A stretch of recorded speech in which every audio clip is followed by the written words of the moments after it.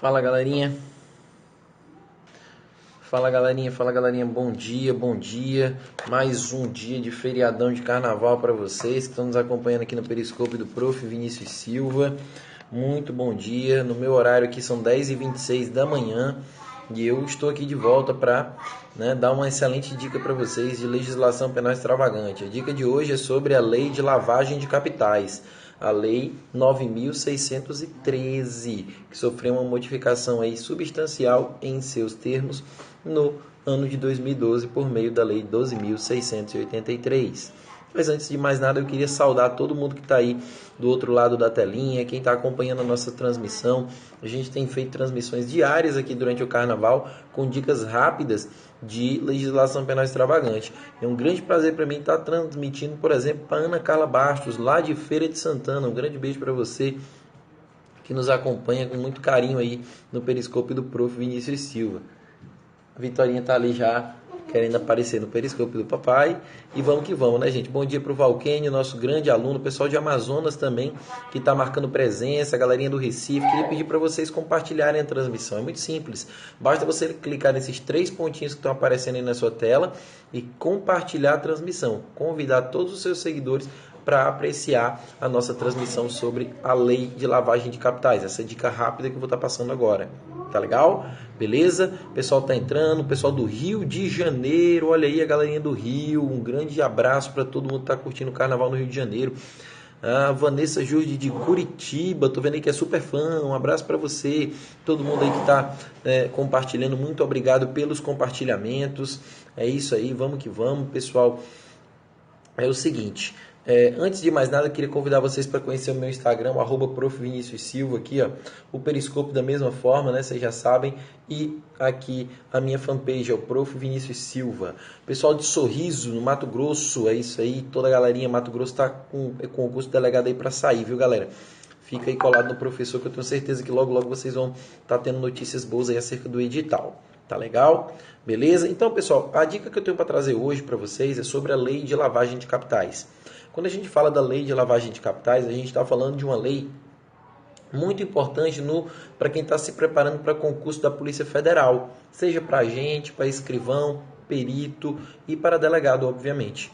Principalmente para a galera que está fazendo para Delta Federal e também para quem está fazendo para Delta nos estados, porque a lei de lavagem de capitais tem sido cada vez mais cobrada no dia a dia da Polícia Civil. E aí a gente tem aí questões como essa que a gente vai fazer hoje, que caiu na Polícia Civil do Pará, que abordou uma temática muito importante da lei de lavagem de capitais, e eu vou querer trazer aqui para vocês.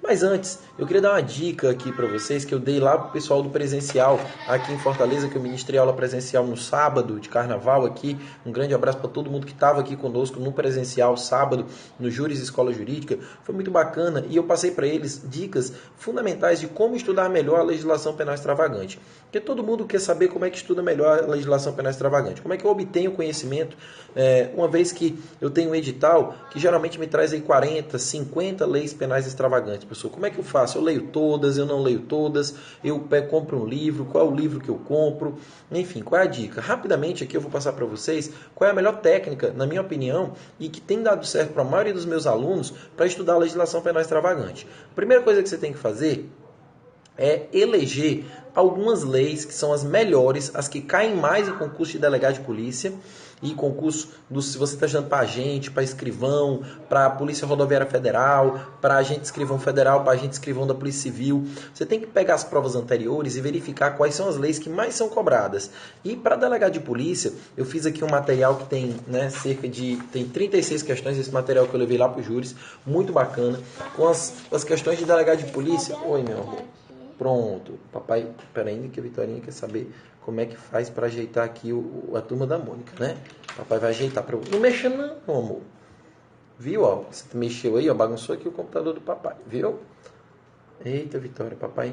Deixa eu colocar aqui de novo, viu? Acho que é porque a internet aqui do vovô que não tá funcionando legal. Deixa o papai terminar o periscope que ele ajeita, tá? Tá bom? Obrigado, viu? Então vamos lá, galerinha, é o seguinte... Então, eu estava falando, você tem que elencar as principais leis, tá bom? As principais leis. Agora tem que mandar coração pro prof. Muito coração, muito coração. Bomba de coração aí. Mete o dedo na tela aí do smartphone, que é para poder mandar coração pro prof. O prof fica feliz e manda cada vez mais informação bacana para vocês, tá? Pessoal, então assim, as 10 principais leis para delegado de polícia que eu pude perceber nesse material que eu elaborei aqui, com 36 questões das últimas provas de Delta, eu estou falando de Delta Pernambuco, as duas do Pará e a de Goiás, eu pude notar que, por exemplo, a lei de crimes hediondos, ela está sempre presente, o ECA está sempre muito presente, a lei Maria da Penha, a lei de drogas, a lei 12.850, a lei 12.830, que é a lei do Estatuto de Polícia, Estatuto Delegado de Polícia na condução do inquérito policial. Também pude perceber uma incidência muito boa do Estatuto do Idoso, né? Duas questões aqui no Pará versando sobre o Estatuto do Idoso, uma boa prova, um bom tema. A lei também de abuso de autoridade, a 4898 de 65, a lei de tortura, 9455, também muito presente.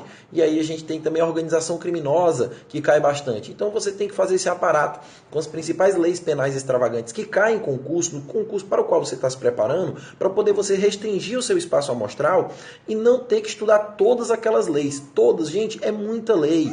Então é impossível você ter um estudo bacana, um estudo diferenciado, um estudo aprofundado e que realmente vai te render um resultado bacana se você se propor a ler todas as leis. Não tem como, beleza? Se você for querer estudar todas as 40, 50 leis que aparecem no edital, é praticamente impossível de você conseguir, tá bom? Então o primeiro passo é eleger essas leis, tá? Mas não é só eleger, você tem que ter um método para estudar essas leis. E qual é o método que eu recomendo? É um método que tem 4 fases, tá? 4 fases. Meu amor, mãezinha, tem como você ir lá pra lá, porque o barulhinho fica atrapalhando o papai, viu? Tá bom? Então, olha só, os quatro degraus que você tem que subir, os 4 passos que você tem que seguir para poder ir bem na legislação penal extravagante, começam com a leitura da lei seca. Começam com a leitura. Não tem como você não aprender a legislação penal extravagante, não tem como você aprender ela se você não sentar a bunda na cadeira para estudar a lei seca. Pegar o Vadimeco e ler. Ou o Vadimeco, ou na tela do computador, você pega lá no site do Planalto, ou você imprime, não sei, dá teu jeito. Você tem que ler a lei seca. É fundamental que você proceda à leitura da legislação fria, da letra fria da lei, porque isso vai te dar aí 70% a 80% das questões se resolvem apenas com o conhecimento da lei seca. Mas é suficiente, professor? É claro que não. Meu amor, por favor, fique ali na sala. Tá certo. Abaixa só um pouquinho, tá bom? Para o papai poder se concentrar, tá? Então, pessoal, é o seguinte. Na legislação penal extravagante não é suficiente você apenas ler a lei seca. Não é. Não tem jeito. Você tem que fazer algo a mais do que isso. O segundo passo é porque tem algumas leis, vocês vão ver na questão que a gente vai fazer agora, que elas exigem um conhecimentozinho doutrinário, um conhecimento teórico. E aí você precisa ter uma obra, você precisa ter um livro, você precisa ter um material aí didático mais aprofundado, né, que não seja lei seca. E aí o material que eu recomendo é esse livro aqui, que eu falei ontem na live de ontem, né, que é o LECRIM, é o Legislação Criminal para Concurso da editora Juspódio, do Rosmar Rodrigues, do Nestor Távora e do Fábio Roque. É um livro muito bom, é um livro muito focado, ele tem 21 leis, as principais estão aqui. Eu diria que a única lei que costuma cair, que não está aqui nesse livro, é o ECA. O ECA não está aqui dentro. Aí você vai ter que pegar um outro material teórico para estudar o Estatuto da Criança e do Adolescente. As demais estão sempre aqui. Esqueci de falar do Estatuto do Desarmamento, tá, pessoal? O Estatuto do Desarmamento é questão certeza numa prova de delegado de polícia, de área policial. Tá bom? Então estamos entendidos? O segundo passo é ter um livro de apoio, um livro de cabeceira para estudar a legislação penal extravagante. Eu recomendo o LECRIM, tá bom? Ele é muito bom, muito bacana. Tem gente que pergunta, professor, o livro do professor Gabriel Habib é bom? É sim, é bacana. Mas o livro do Gabriel, eu acredito o LECRIM mais completo. O do Gabriel, ele é praticamente no mesmo tamanho, só que o do Gabriel tem mais leis. Eu acredito que o ideal é você vir aqui para o LECRIM. Se você não se der bem com o LECRIM, aí você pode passar para o livro do Gabriel Habib. Aí o colega pergunta, professor, essa obra é de lei seca ou é comentada? Gente, essa obra funciona da seguinte maneira. Você tem a letra da lei, né? Por exemplo, você tem aqui um artigo da lei de crimes contra a ordem tributária. Está aqui um artigo, ele pega, comenta teoricamente o artigo, ele comenta teoricamente, fala o que é que tem de teoria sobre esse dispositivo e depois ele coloca a jurisprudência sobre o tema e, por fim, questões com o gabarito. Então é um estudo completo que você pode fazer. Mas eu recomendo que você não estude a jurisprudência pelo Lecrim. Não é tão legal estudar a jurisprudência pelo Lecrim, porque a jurisprudência ela não está muito mastigada nesse livro. Professor, então o que é que o senhor recomenda para estudar a jurisprudência? É o ponto 3 do ciclo de estudos que você tem que manter para aprender bem a legislação penal extravagante. Você tem que adquirir o Vademecum de Jurisprudência. O Vademecum de Jurisprudência da editora Dizer o Direito, que agora está em parceria com a Juspodium. O livro está sendo editado pela Juspodium, está sendo vendido no site da editora Juspodium. É o livro do professor Márcio André, né? Que é aquele juiz federal que mantém o blog Dizer o Direito. Então, um livro muito bacana, um livro muito bom, que tem aí uma abordagem bem interessante do que diz respeito à jurisprudência de todas as matérias. E lá tem a jurisprudência das principais leis penais extravagantes. Então, para complementar e para ficar de forma mais didática, vale a pena você adquirir o Vademecum de Jurisprudência. Ele está custando R$ 99,00 no site da Juspod na pré-venda, tá? Um abraço pro Walter, meu grande amigo, aluno aí desde Delta Pernambuco. Um grande abraço para você, Walter. Obrigado pelo compartilhamento, meu caro. Vamos que vamos. Então, pessoal, é isso que eu queria dizer, né? Esses 3 ciclos. E o quarto, esses 3 pontos. E o quarto ciclo, professor? Qual que é a ideia do quarto ponto para fechar o ciclo e aprender bem a legislação penal extravagante? Aí você tem que assinar o QConcursos, pessoal. Não tem jeito. Você assina o www.QConcursos. Acredito que todo concurseiro que se preza tem a assinatura do QConcursos. Por quê? Porque é ali que você vai treinar as questões. É ali que você vai treinar, você vai ajudar a memorização da lei seca a partir do momento em que você começa a resolver muita questão. Em que você começa a treinar, exercitar aquilo que você acabou de estudar, tanto na lei seca, como no livro teórico, como na jurisprudência. Tá bom? As questões do CESP, por exemplo, elas estão vindo muito mescladas. Tem item que se resolve com lei seca, tem item que se resolve com teoria, tem item que se resolve com jurisprudência. Então, vale muito a pena você completar esse ciclo de 4 degraus, subir esses 4 degraus dentro do estudo da legislação penal extravagante no top 10, as 10 principais leis. Ah, professor, mas eu tenho mais tempo, eu quero ver 15, não tem problema, faça aí a seleção das 15 leis que mais caem em concurso de delegado de polícia, que eu tenho certeza que você vai conseguir obter êxito no próximo certame. Estamos entendidos? Então esse é o método de estudo que eu queria passar para vocês, mais eficaz, na minha opinião, para a legislação penal extravagante. Tá? Então agora nós vamos entrar aqui nesse momento da live para resolver a questão da FUNCAB e falar um pouco sobre lavagem de capitais. Tá bom? Essa questão eu resolvi no aulão presencial que eu dei agora sábado último aqui em Fortaleza e foi muito legal, a galera gostou bastante da ideia da questão e a gente pôde falar um pouco sobre a lei de lavagem de capitais. Eu já fiz uma live aqui sobre teoria da cegueira deliberada. Está aí na minha linha do tempo do Periscope, então eu não vou perder tempo aqui, gastar tempo falando sobre essa teoria mais uma vez. Remeto você à minha linha do tempo para você poder observar qual que é a ideia da teoria da cegueira deliberada que está aqui no nosso Periscope. Já fiz live sobre isso. Eu vou agora tentar manter um foco mais nesses outros aspectos que são abordados pela questão da FUNCAB, na prova da Polícia Civil do Pará para o cargo de delegado de polícia, realizada agora em 2016. Outros aspectos da lei de lavagem de capitais que são importantes para o teu estudo. Então vamos ver aqui, ele diz assim, entre as alternativas a seguir, assinale a correta. Então vamos ler a primeira. A legislação brasileira que cuida da lavagem de dinheiro é considerada uma lei de segunda geração.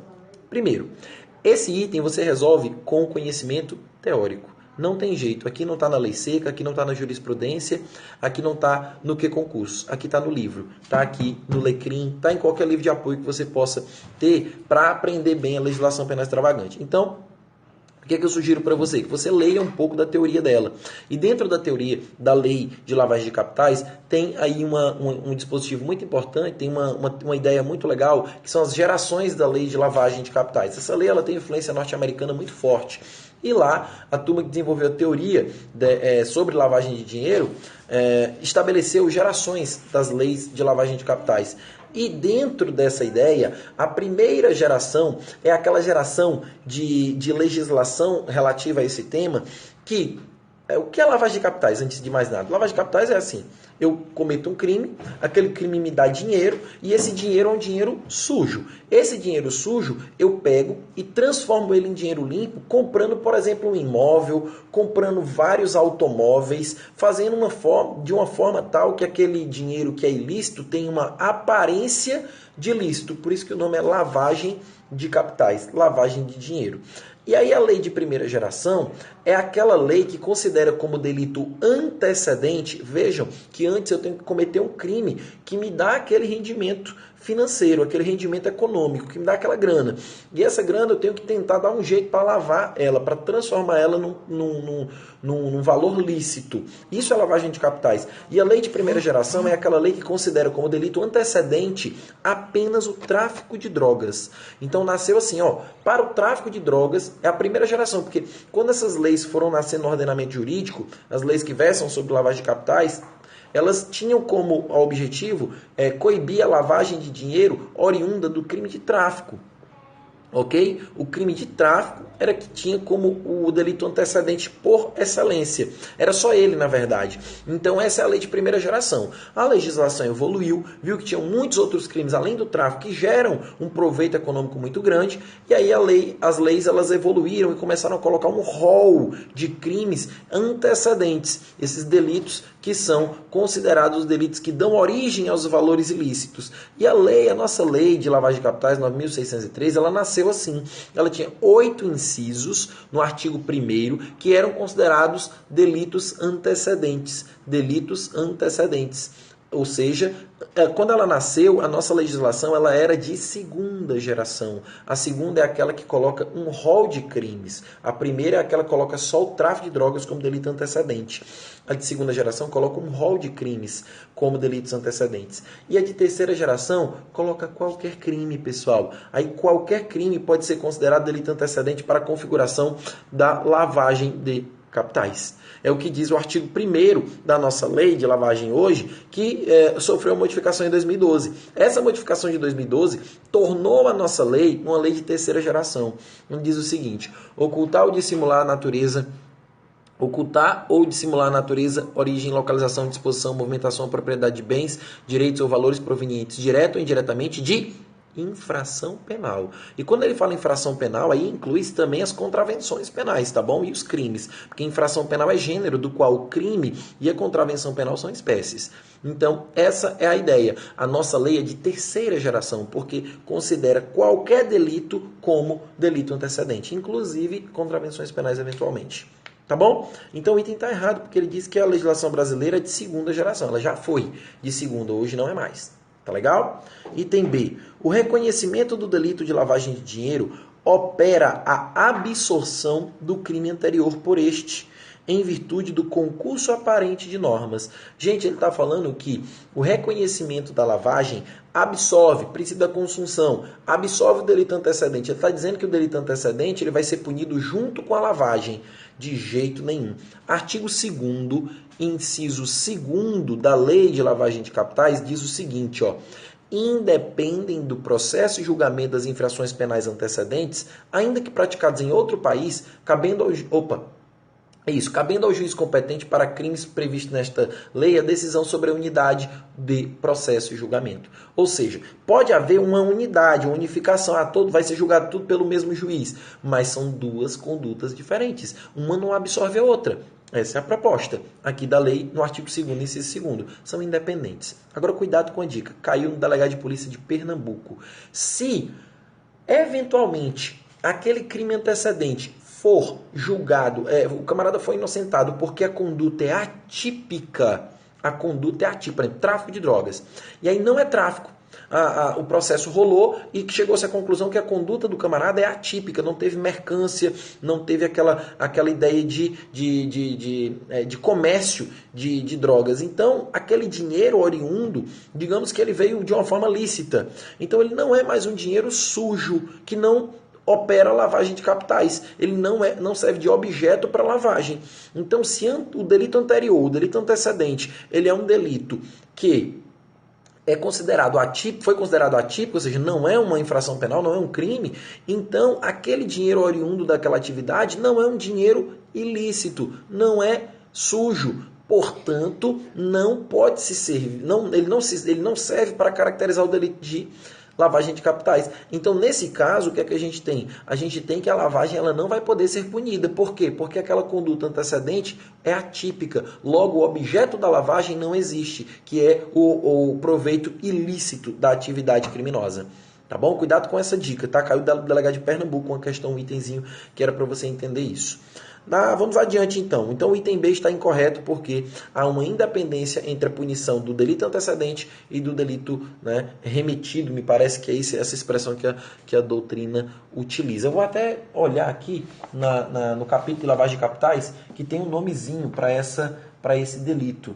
É o crime remetido, exatamente. O crime remetido é o crime de lavagem, o crime antecedente é o crime que dá origem ao proveito ilícito, tá bom? Então vamos para o item C. No item C ele diz, somente responde por lavagem de dinheiro quem também foi autor do crime antecedente. Pessoal, isso está errado. Isso está errado. Ele está dizendo que é punível a lavagem só se for a mesma pessoa que praticou o crime anterior praticar a lavagem. De jeito nenhum, pessoal.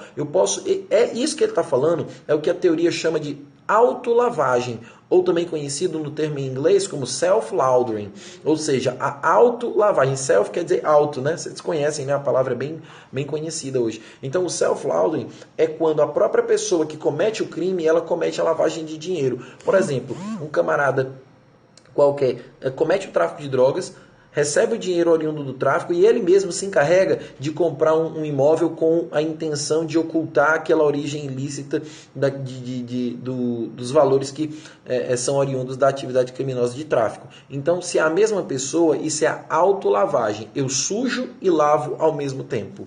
É diferente da outra forma, quando um indivíduo comete o tráfico e outro pega aquele dinheiro e transforma em bens lícitos, em um imóvel, em um automóvel, seja lá o que for. Então é isso que eu quero dizer para vocês, que vocês entendam a autolavagem. E a autolavagem, ela é perfeitamente punível aqui. Tem gente que levanta a tese do bis in idem, né? Que seria um caso de bis in idem, a pessoa ser punida pela lavagem e pelo crime antecedente, se for a mesma pessoa que está cometendo.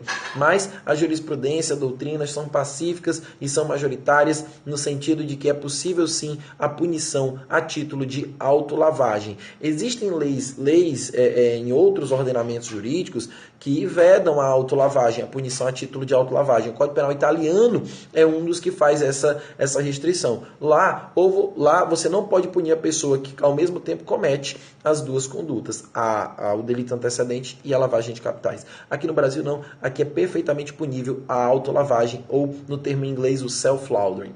Tá bom? Beleza? Então tá errado o item porque ele diz que somente responde quem também foi autor do crime antecedente. Não, pode ser, mas também se não for o autor do crime antecedente, responde por crime de lavagem de capitais. Tranquilo? Gente, vamos dar aquela compartilhada, né? Vamos esquentar um pouquinho o clima aqui. Manda coração e compartilha essa transmissão, que aí fica melhor. A gente vai ter mais pessoas chegando até elas, todas essas informações. Manda coração pro prof, de todas as cores, colorido, um arco-íris de corações, e também vamos compartilhar. É só clicar nos 3 pontinhos e compartilhar a transmissão. Tá bom? Então, vamos continuar aqui. O item D agora da nossa questão diz o seguinte: a Lei 9.613 de 98 não prevê expressamente o sequestro de bens em nome do investigado, restando para a medida assecuratória a aplicação subsidiária das normas processuais. Ele está querendo dizer que a lei de lavagem não prevê o sequestro, especificamente não prevê o sequestro.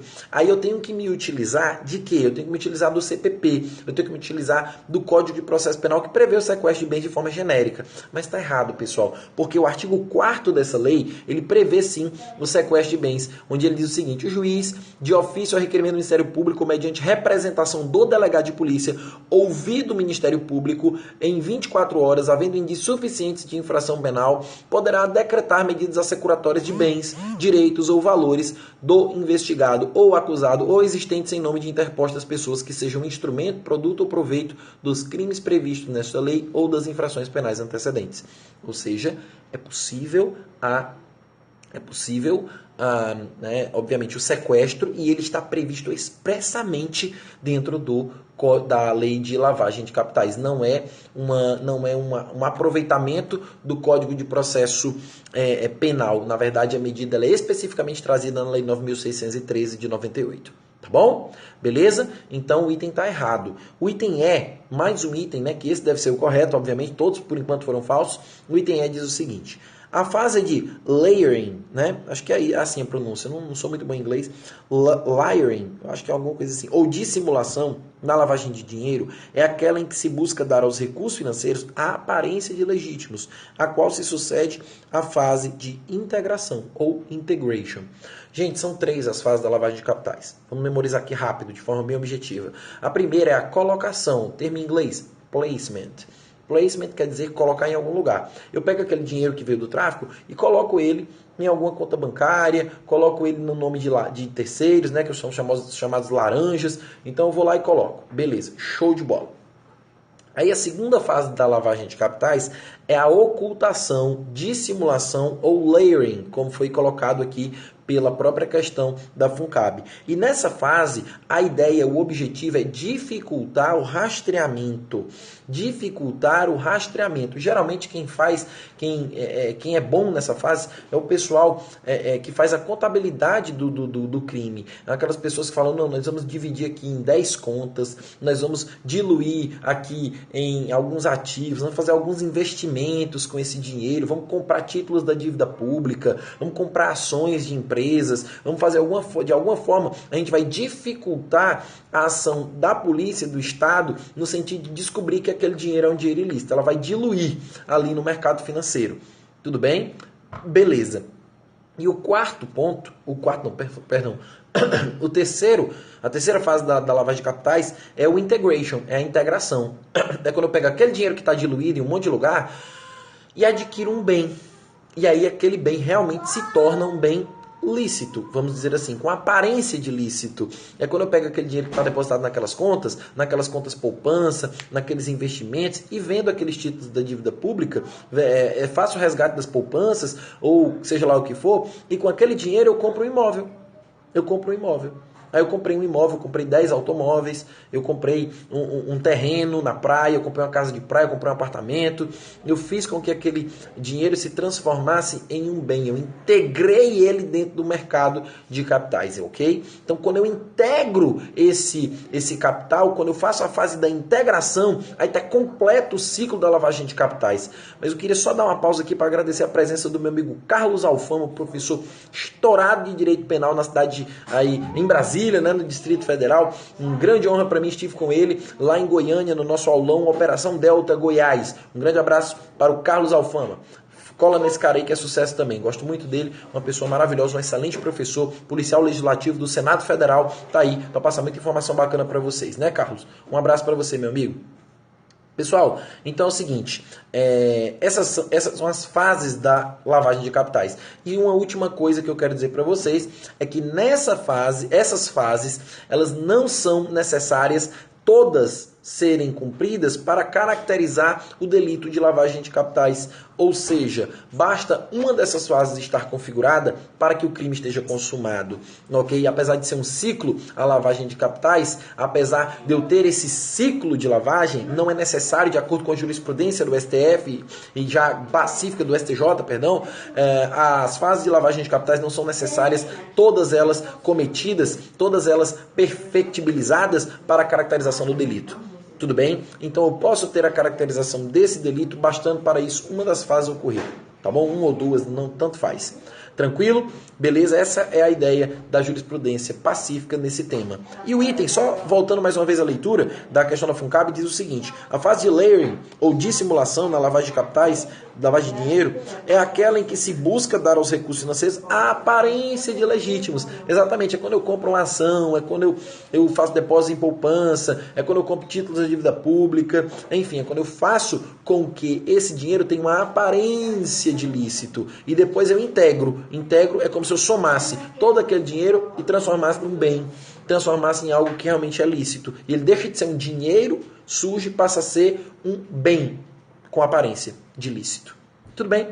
Beleza? Entendido aí a questão da lavagem de capitais, a gente marcaria como a opção correta, essa opção é. Porque ele diz, mais uma vez, ó, que a fase de layering ou dissimulação na lavagem é aquela que busca dar aos recursos financeiros a aparência legítimos, a qual se sucede a fase de integração ou integration. É isso mesmo. Colocação, placement, dissimulação ou ocultação, também conhecida, ou layering, e a terceira, que é o integration, ou integração. Entendido esse ciclo, esses degraus, o ciclo está completo, a gente tem caracterizado a lavagem de capitais. Mas lembrando que não precisa cumprir todas as fases para que se consuma o delito. Ficou claro, pessoal? Eu acredito que a questão foi bem explicada. Eu vou só voltar aqui para fazer aquela questão de Delta Pernambuco que eu falei para vocês. É só o item que eu quero comentar, tá bom? O item diz o seguinte, ó. O item que eu queria comentar com vocês, ó. Veja bem. Item C de uma questão de Delta Legado Pernambuco 2016. É o seguinte: o agente absolvido de crime antecedente de tráfico de drogas em razão de o fato não constituir infração penal ainda poderá ser punido pelo crime de branqueamento de capitais, que é um sinônimo de lavagem de dinheiro, lavagem de capitais, branqueamento de capitais também é tudo sinônimo, tá? Não poderá ser punido pelo crime de branqueamento de capitais, uma vez que a absolvição daquele crime precedente pela atipicidade não tem o condão de afastar a tipicidade do crime de lavagem. Gente, se for a atipicidade da conduta, aí tem sim o condão de afastar a punição a título de lavagem. Por quê? Porque deixou de ser ilícito aquele valor. Aquele dinheiro deixou de ser ilícito. Beleza? Deixou de ser ilícito. Então, realmente, eu não posso mais punir. E ele está dizendo que vai continuar sendo punido. Ó. Ainda poderá ser punido. Não mais poderá ser punido por conta da atipicidade da conduta, que retira a ilicitude dos valores auferidos a título do cometimento do eventual crime que ocorreu, que na verdade não foi crime. A conduta era atípica. Tudo bem? Não confunda isso daqui com a independência dos julgamentos, dos processos. O processo de lavagem é independente do processo pelo crime antecedente. Tudo bem? A influência que esse aqui antecedente tem na lavagem é essa que eu acabei de dizer, se for considerado atípico. Porque aí, dentro do próprio tipo penal da lavagem, a gente vai ter uma descaracterização por conta, justamente, o que é que diz o artigo 1º? Ocultar, dissimular a natureza, origem, localização, disposição, movimentação ou propriedade de bens, direitos ou valores provenientes direto ou indiretamente de infração penal. E aqueles valores não são oriundos de infração penal, uma vez que a tipicidade foi afastada. Se ela for afastada, eventualmente, então não terei mais delitos valores provenientes de infração penal. Tá bom? São valores lícitos e não tem nenhum problema a gente transformar aquele valor num bem, a gente integrar ele ao mercado financeiro, ao mercado econômico, e enfim. Tá bom? Tranquilo? Show de bola, todo mundo compreendeu? Então eu queria deixar aquele abraço final para o pessoal que ficou aí até o finalzinho, né? Esticamos um pouquinho mais o tempo dessa live, mas porque eu tinha que comentar com vocês a técnica, a melhor técnica, na minha opinião, para se estudar a legislação penal extravagante. Quem não pegou essa parte lá no comecinho, eu explico qual é a melhor técnica para você aprender bem todas as leis penais extravagantes. Então, se você não pegou essa parte, volta lá na retransmissão e assiste o comecinho da nossa live. Eu tenho certeza que você vai conseguir entender melhor tudo isso. Obrigado, dicas valiosas. A Ana Carla Bastos, um beijo para você, um grande abraço para todo mundo que acompanhou. E aí, aquele alô final aí para quem está acompanhando, quem ficou aí, um grande beijo para todo mundo que está no Carnaval estudando, está acompanhando aí as transmissões dos professores. Tem pouca live, né, agora no Carnaval, mas eu tô aqui. Ontem eu fiz 2, hoje, se Deus quiser, eu fiz essa daqui. Graças a Deus, se Deus quiser, eu vou fazer mais uma ainda. É o Bruno G. Parente. Valeu, professor. Um grande abraço para todo mundo. Ana Carla, que acompanhou aí a nossa live desde o início, estava aí concentrada nas informações e dicas. Um grande abraço para todo mundo, pessoal. Que Papai do Céu abençoe a vida de vocês e curtam esse restante de carnaval aí com muita saúde, com muita paz no coração. Que vocês possam conseguir alcançar os objetivos de vocês. Digo mais uma vez para vocês acompanharem o Periscope e o Instagram do professor, né? É o @prof. Vinícius Silva, e também, né, a minha fanpage lá no Facebook. Quer conhecer melhor meu trabalho em legislação penal extravagante? Entra lá no nosso no EVP. Eu tenho um curso completo de legislação penal extravagante lá, com 35 horas aula, que é o curso lá que eu gravei no euvopassar.com.br. Quer conhecer melhor meu trabalho em peças práticas para delegado de polícia? Entra no estrategiaconcurso.com.br, que tem lá um curso completíssimo de peças práticas, tanto para delegado de polícia civil como para delegado de polícia federal. Então tá lá, adquire esses produtos. Logo logo vai estar saindo o livro de peças práticas, o livro de legislação penal extravagante, e a gente vai estar aqui para divulgar para vocês, para fazer sorteio e para interagir com todo mundo que acompanha o Prof, tá? Um grande abraço, beijo no coração, fiquem com Deus e até a próxima.